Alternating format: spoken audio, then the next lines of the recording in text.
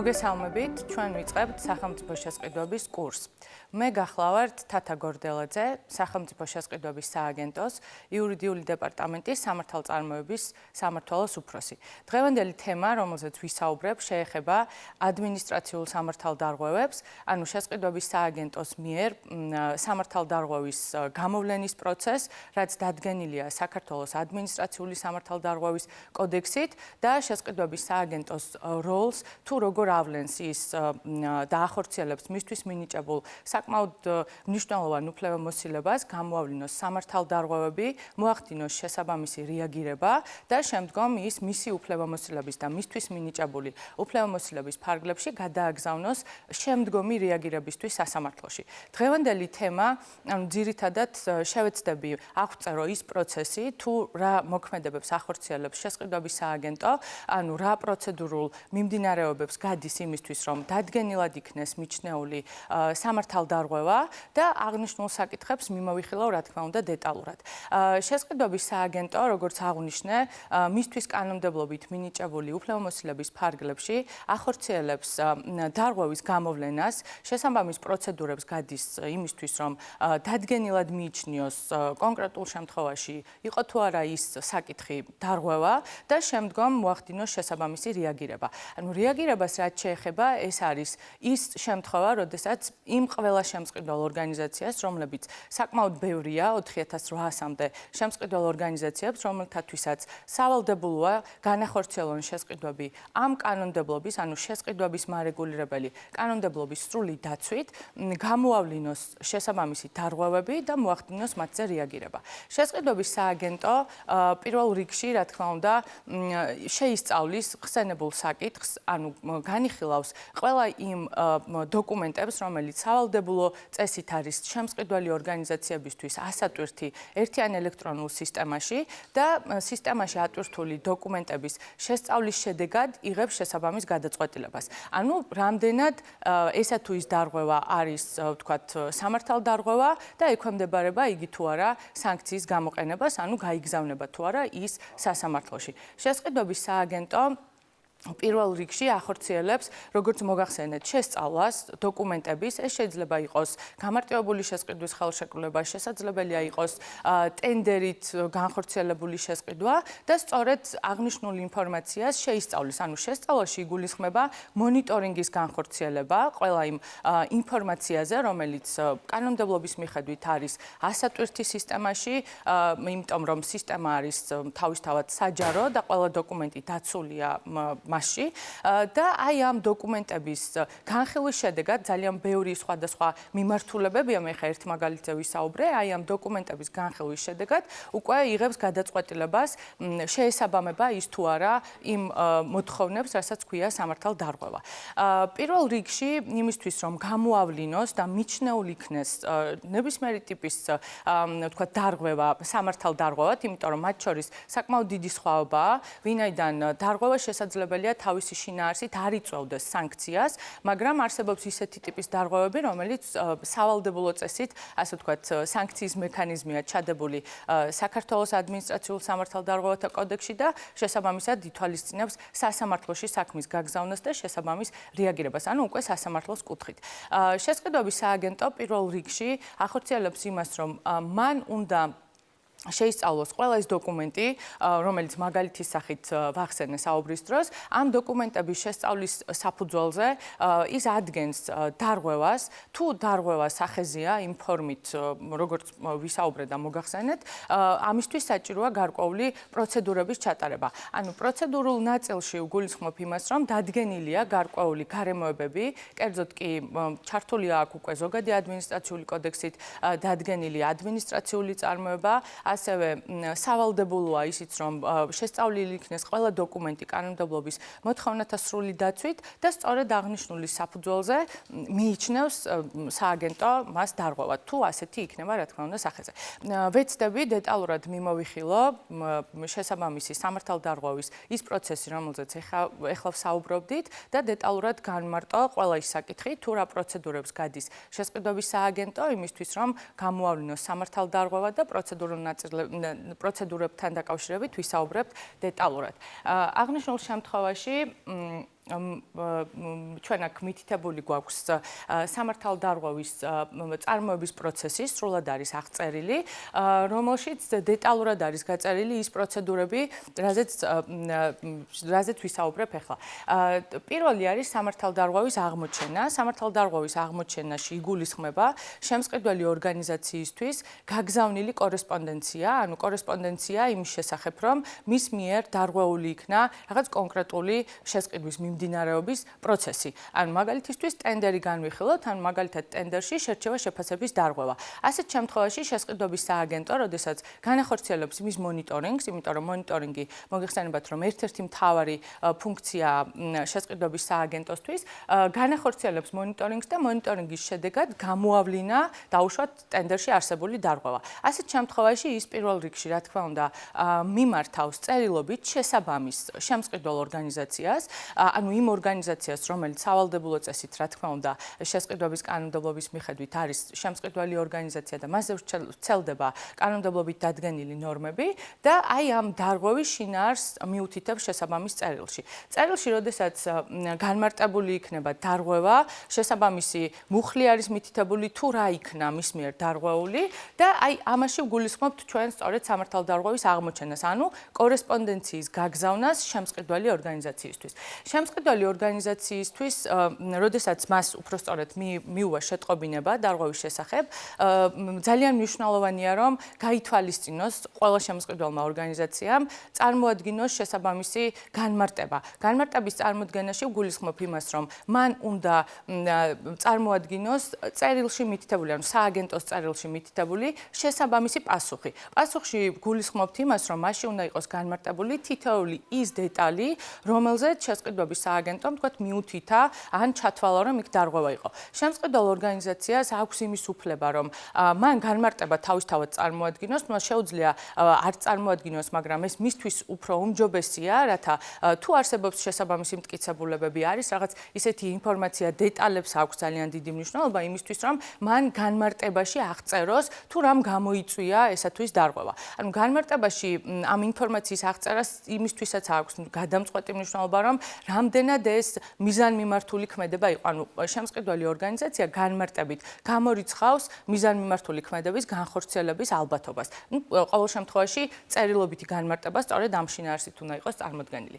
შესყიდვების სააგენტოში, როდესაც უკვე შემოვა მისი განმარტება, აი მაგალითი რაც თქვით ტენდერში არსებულ დარღვევაზე, განმარტებაში, როგორც მოგახსენეთ, უნდა იყოს აღწერილი საპასუხო ქმედება, ანუ რამ გამოიწვია ესა თუ ის დარღვევა და შემდგომ უკვე შესყიდვების სააგენტო ახორციელებს შესწავლას ამ კორესპონდენციის კიდევ ერთხელ. ანუ რა მიუთითა, რაიმე დამატებითი მტკიცებულება ხომ არ წარმოადგინა, ხომ არ იყო ისეთი ინფორმაცია, რომელსაც ის უთითებს და კიდევ ერთხელ გადამოწმებას ხომ არ საჭიროებს ხსენებული საკითხი. როდესაც შესყიდვების სააგენტო შეისწავლის და თუ მასში არსებობს ისეთი დარღვევები, რომელიც არის შემთხვევები, რომელსაც განმარტებით ვერ გააბათილებს მხარე, ასეთი დარღვევები თავისთავად არსებობს, რა თქმა უნდა. ამ შემთხვევაში უკვე შესყიდვების სააგენტო კიდევ ერთხელ შეისწავლის წარმოდგენილ დოკუმენტებს, რა მიუთითა, რაიმე მტკიცებულება ხომ არ იყო ისეთი, რომელიც თქვათ მხარემ გამოყო უფრო დეტალურად და აი ამ დოკუმენტების შესწავლის საფუძველზე უკვე იღებს გადაწყვეტილებას, რომ უნდა დანიშნოს ადმინისტრაციული სამართალდარღვევის განხილველი სხდომა, ასე ვთქვათ. ანუ ეს ნიშნავს იმას, რომ მხარეს ან იმ მხარეებს, რომლებიც არიან მიჩნეული სამართალდამრღვევ, ანუ უფრო ზუსტი იქნება შესაძლო სამართალდამრღვევ პირებ პირებად მათ გაუგზავნოს შესაბამისი კორესპონდენცია და კორესპონდენციის გაგზავნის საფუძველზე, აი აქ რეაგირება შეტყობინებაში იგულისხმება სწორედ ხსენებული საკითხი, უკვე აი ამის შემდგომ მოიწვიოს სხდომაზე.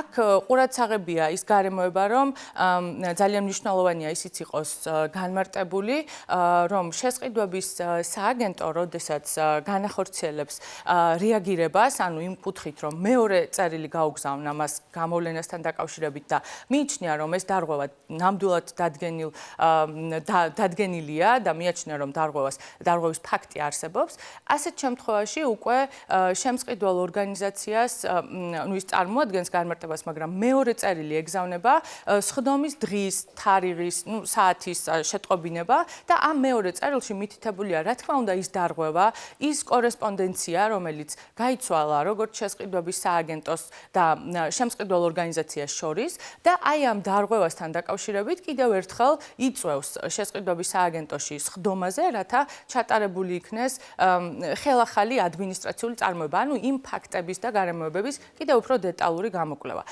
შესყიდვების სააგენტოში სხდომაზე მეორე წერილი, რომელიც გაიგზავნება, ეხლა რაზეც ვსაუბრობდი, ამ მეორე წერილში მითითებულია ინფორმაცია იმის შესახებ, თუ ვინ არიან სამართალდამღები პირები. ანუ ეს იგულისხმება სწორედ ის შესწავლა, რომელიც მე ვახსენე, ანუ გარდა იმისა, რომ კორესპონდენციას უგზავნის აი აღმოჩენის შემდგომ, ხო, შემწყიდვალ ორგანიზაციას. ამის გარდა იქ არის ძალიან მნიშვნელოვანი, რომ გამოვლენილი იქნას სწორად ის პირები, თუ რომელი მიიჩნევა შესაძლო და სავარაუდო სამართალდამღებად.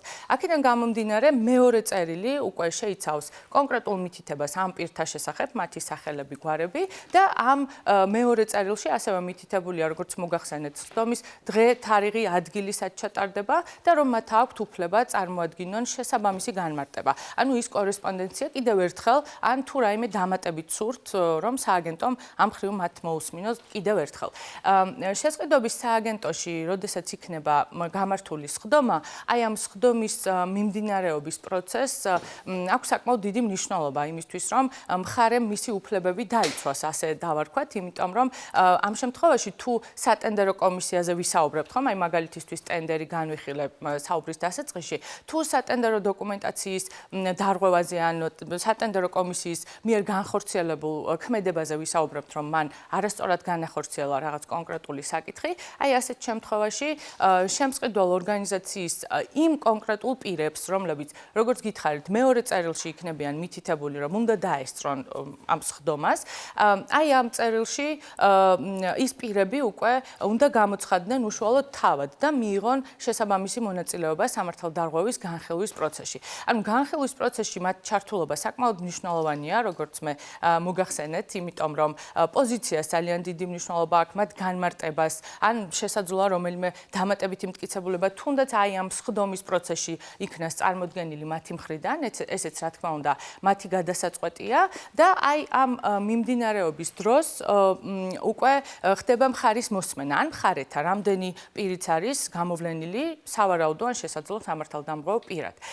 როდესაც სხდომა მიმდინარეობს სააგენტოში, აქ ერთი ფაქტია გასათვალისწინებელი ყველა შემწყიდველი ორგანიზაციისთვის, მათ უნდა წარმოადგინონ, თუ ისინი ვერ ახერხებენ ყველა სატენდერო კომისიის წევრი. მაგალითად, შესაძლებელია ორგანიზაციას ყავდეს სატენდერო კომისიაში 7 ან 8 კომისიის წევრი.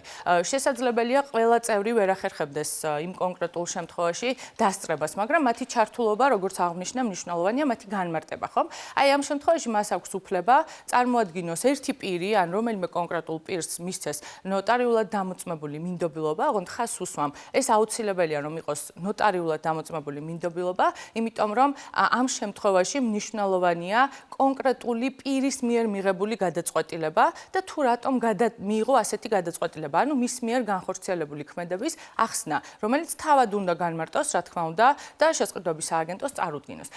როდესაც სხდომა ჩატარდება შესყიდვების სააგენტოში და მხარებს მოусმენს სააგენტოს წარმომადგენელი, ამ შემთხვევაში კანონმდებლობით მინიჭებული უფლებამოსილების ფარგლებში ერთია რომ ადგენს სამართალდარღვევის ოქმს, რომელზეც ჩვენ ახლა ვსაუბრობთ და თავისთავად განსაზღვრულია პირი შესყიდვების სააგენტოს მხრიდან, რომელიც უფლებამოსილია შეადგინოს ადმინისტრაციული სამართალდარღვევის ოქმი, ანუ მას მოაწეროს ხელი და შემდგომ სასამართლოში გაიგზავნოს. აი ასეთ შემთხვევაში, როდესაც მხარეებს მოусმენს სააგენტო სააგენტოს წარმომადგენელი და ისინი ამ სხდომაზე დოკუმენტებს წარმოადგენენ, შედგება სამართალდარღვევის ოქმი, თუ იქნა ისეთი შემთხვევა, როდესაც მათ წარმოადგინეს განსაკუთრებით ისეთი გარემოებები ან მიუთითეთ ისეთი მტკიცებულებები, რომლებიც გააბათილებს არსებულ დარღვევას, ასეთით შესაძლებელია თავისთავად მოხდეს, რა თქმა უნდა.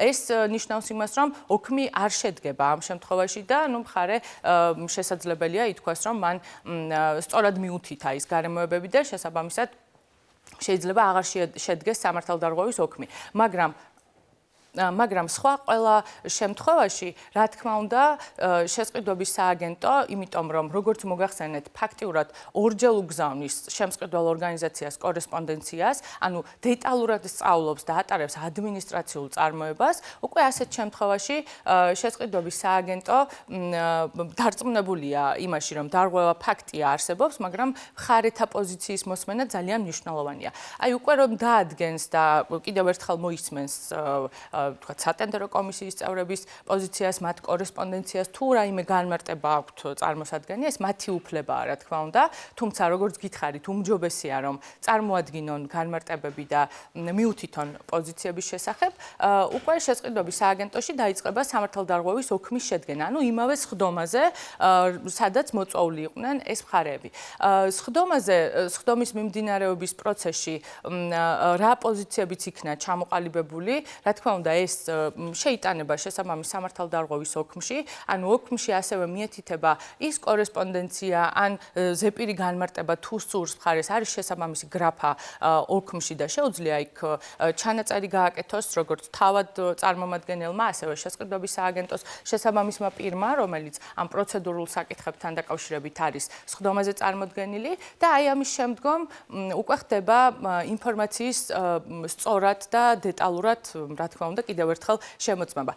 უკვე როდესაც შესყიდვების სააგენტოს წარმომადგენელი, ასე ვთქვათ, ჩათვლის, რომ დარღვევა ნამდვილად სახეზია, დაიწყება ოქმის შედგენის პროცედურა, როგორც გითხარით, და ოქმის შედგენის პროცედურა ნიშნავს იმას, რომ მხარეს თუ აქვს მაგალითად დამატებით წარმოსადგენი რაიმე დოკუმენტი, დამატებითი ინფორმაცია, ეს ყველაფერი დაერთვება სხდომის სამართალდარღვევის ოქმს, ან აღნიშვნა მოხდება აღნიშნულის შესახებ, რა წარმოადგინა, ზეპირი განმარტებაც მათ შორის, როგორც აღნიშნე, და აი ამის შემდგომ უკვე აქ არის ერთი საინტერესო გრაფა, რომელიც გათვალისწინებულია თავისთავად კანონმდებლობით, რომ მხარეს შეუძლია მიუთითოს ის შემთხვევა, რომ თქვათ ის არ ეთანხმება სამართალდარღვევის ოქმს, ან არ ეთანხმება არ სურს ხელის მოწერა. ეს მისთვის მინიჭებული კანონმდებლობით დადგენილი უფლებაა და ამ შემთხვევაში არსებობს გრაფა სამართალდარღვევის ოქმში, რომელშიც ის ვალდებულია აღნიშნოს, ანუ ის კონკრეტული პირი, რომელიც რატომღაც უარს აცხადებს, ან შეიძლება ჩათვალოს, რომ არ ეთანხმება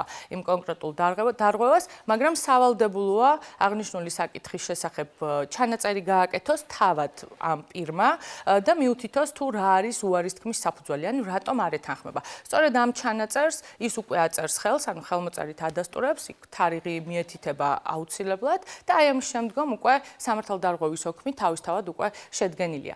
შესაბამისად, შესყიდვების სააგენტო ამ ოქმს აგზავნის სასამართლოში შემდგომი რეაგირებისთვის და სასამართლო იხილავს დეტალურად იმ საკითხებს, რომელზეც ჩვენ ვისაუბრეთ. ანუ ფაქტიურად იწყებს სამართალდარღვევის აღმოჩენის ფაქტთან დაკავშირებულ მსჯელობას და იხილავს, რამდენად შესაბამისობაში იყო, ან დაცული იყო ის პროცედურები, რომლებზეც ახლა ჩვენ ვისაუბრეთ დეტალურად, ანუ ეს პროცედურული ნაწილი თავისთავად კანონმდებლობასთან შესაბამისობის კუთხით, რამდენად დაცულია ეს ინფორმაცია, რამდენად სწორად იქნა მოკლეული გარკვეული საკითხები და დადგენილად როგორ იქნა მიჩნეული ესა თუ ის დარღვევა. შესაბამისად, სასამართლოს აქვს ასევე უფლებამოსილება იმისი, რომ მან მიიჩნიოს დარღვევა მცირე მნიშვნელობის დარღვევად, შემოიფარგლოს შენიშვნით ან გაფრთხილება განახორციელოს პირს, თუმცა ამისთვის არსებობს შესაბამისი საკანონმდებლო, ასე ვთქვათ, საკითხები უნდა იყოს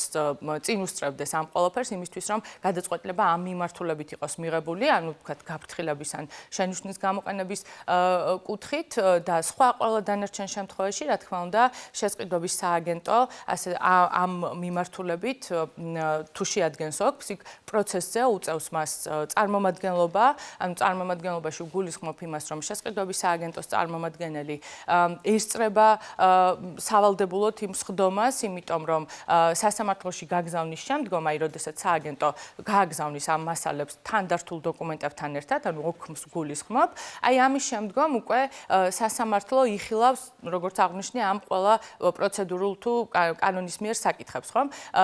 შემდგომ სააგენტოს წარმომადგენელს და იმ მხარეს ან მხარეებს, რომლებიც იქნან მიჩნეული სამართალდამღო პირებად, აი, ამ პირებს უკვე უგზავნის შესაბამის უწყებას სასამართლო, ანუ აცნობებს სხდომის დღის და თარიღის შესახებ და სადაც მხარეებს უკვე უწევთ გამოცხადება სასამართლოს სხდომაზე.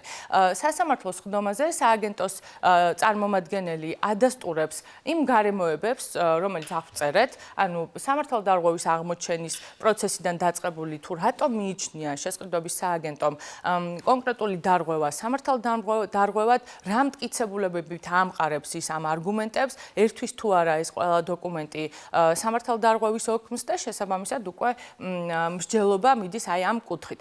შესაბამისად მეორე მხარესაც, ანუ იმ პირებს, რომელთა მიმართაც იქნა ან პირის მიმართ იქნა შედგენილი სამართალდარღვევის ოქმი, მათაც რა თქმა უნდა სასამართლო უსმენს, ანუ მათი მხრიდან ხდება პოზიციების წარდგენა, შესაძლოა როგორც აღნიშნე, მხარე არ ეთანხმებოდეს ეს მისი უფლებაა, რა თქმა უნდა, და უკვე სასამართლო იღებს აი ამ მხარეთა პოზიციების მოსმენის შედეგად შესაბამის გადაწყვეტილებას. საკმაოდ მნიშვნელოვანია ისიც, რომ აქ მითითებულია 6 თვე, რას ნიშნავს ეს და ამას განმარტავ. ეს არის ის პერიოდი, როდესაც შესყიდვების სააგენტო გამოავლენს დარღვევას, აი მაგალითად აღმოაჩინა კონკრეტული დარღვევა და მას აქვს 6 თვიანი ვადა იმისთვის, რომ წარადგინოს სასამართლოში და მოხდეს მასთან დაკავშირებით სასამართლო პროცესზე მსჯელობა. ანუ ხანდაზმულობის ვადა და პერიოდია აქ რა თქმა უნდა მითითებული.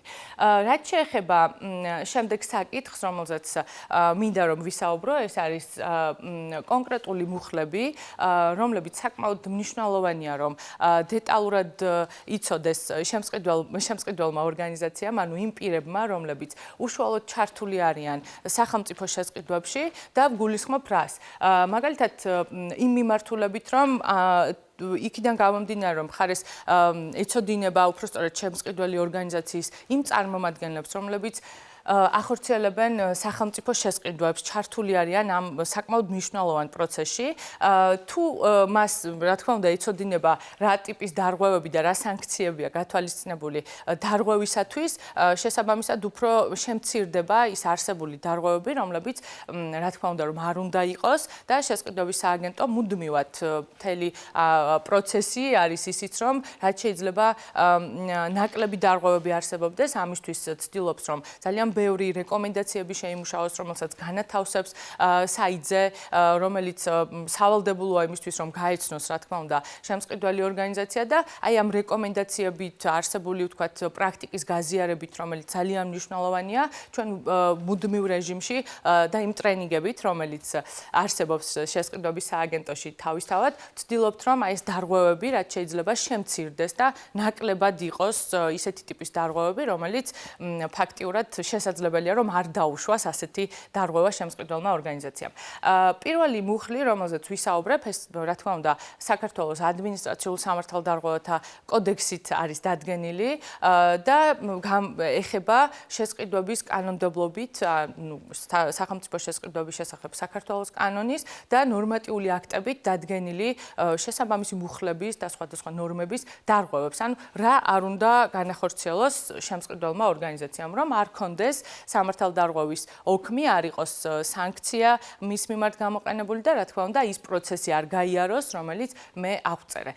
პირველი მუხლი ეს არის 159.5 პრიმა მუხლი, რომელშიც მითითებულია შემდეგი, რომ სახელმწიფო შესყიდვის განხორციელების საშუალების არასწორად შერჩევა ან სახელმწიფო შესყიდვის ხელოვნურად დაყოფა. როგორც ხედავთ, მუხლი თავისი შინაარსით ფაქტიურად ორი ტიპის დარღვევაზე მიუთითებს. ერთი ეს არის განხორციელების საშუალების არასწორი შერჩევა. რა იგულისხმება ამაში? ეს არის ძალიან მნიშვნელოვანი. ამ შემთხვევაში აქ იგულისხმება შემწყიდველი ორგანიზაციის მიერ არასწორად განხორციელებული და დაგეგმილი შესყიდვები. იმიტომ რომ მოგეხსენებათ თქვენ რომ შესყიდვა იმისთვის რომ კარგად იყოს განხორციელებული ანუ მთელი წლის განმავლობაში შემწყიდველ ორგანიზაციას სწორად კონდეს დაგეგმილი პირველი მან უნდა გააკეთოს გამოყოფილი თანხებიდან შესაბამისი ელექტრონულ გეგმაში მითითება თუ რა თანხა რა საჭიროებისათვის აქვს განსაზღვრული. აქედან გამომდინარე მან სწორად უნდა შეარჩიოს შესყიდვის საშუალება. შესყიდვის საშუალება ეს არის ამ შემთხვევაში მნიშვნელოვანია 5000 ლარამდე, როდესაც ხდება შესყიდვა, ეს არის გამარტივებული შესყიდვა, ანუ ერთი და იგივე CPV კოდის ფარგლებში თუ არის, რა თქმა უნდა. და შეუძლია რომ 5000 ლარამდე გამარტივებული შესყიდვით განახორციელოს, მაგრამ იმ შემთხვევაში თუ 5000 ლარს აღემატება, მან გეგმაშიც და განხორციელების პროცესში უკვე მისთვის ცნობილია რომ ეს არის ტენდერით განსახორციელებელი შესყიდვა და უკვე შესაბამისი სატენდერო პროცედურებისთვის მზადება უნდა დაიწყოს. აი სწორედ ამ მიმართულებით იგულისხმება ეს რომ არასწორად შერჩევა გულისხმობს ამ კუთხით რომ მან დაარღვია მონეტარული ზღვარი არ შეარჩია სწორად შესაბამისი ვთქვათ ის საშუალებები რომელიც კანონმდებლობით არის დადგენილი და ეს დარღვევა რომ სახეზე გქონდეს საჭიროა აქ იყოს ერთი დარღვევაც კი ანუ მაგალითად ერთი ხელშეკრულება იმიტომ რომ მაგალითად 10000 ლარიან ხელშეკრულებას თუ დადებს მხარე გამარტივებული ყიდვით ის ცალსახად მიიჩნევა დარღვევად და ერთი ხელშეკრულებით უკვე გამოავლენს შესყიდვების სააგენტო რომ მან დაარღვია. აი მეორე არის ხელოვნური დაყოფა. ხელოვნურ დაყოფაში იგულისხმება ორი ან მეტი ხელშეკრულების ფარგლებში დადებული, არასწორად დადებული და განხორციელებული შესყიდვა. მაგალითისთვის, თქვათ დადო ერთი და იგივე CPV კოდთან დაკავშირებით მსჯელობთ ჩვენ ამ შემთხვევაში, როდესაც მაგალითებზე ვსაუბრობ, ერთი და იგივე CPV კოდის ფარგლებში თქვათ შესყიდვა განახორციელა პირველად 5000 ლარის ოდენობით და შემდეგ იმავე წელს, იმავე საბიუჯეტო წლის განმავლობაში იგივე CPV კოდით დავუშვათ 3000 ლარი. ეს ერთმანეთთან ჯამდება და ეს არის უკვე ხელოვნური დაყოფის ერთ-ერთი მაგალითი. აი ასეთ შემთხვევაში საჯარიმო სანქციას ექვემდებარება ორგანიზაციის ხელმძღვანელი და მის მიმართ გამოიყენება 1500 ლარიანი საჯარიმო სანქცია, ანუ კონკრეტულად გაწერილია ეს თანხა, ანუ ფიქსირებულია ასე ვთქვათ, კონკრეტული ჯარიმის ოდენობა. შემდეგი მუხლი ეს არის 159.6 პრიმა მუხლი. ეს მუხლი მოიცავს სამი ნაწილისგან შედგება.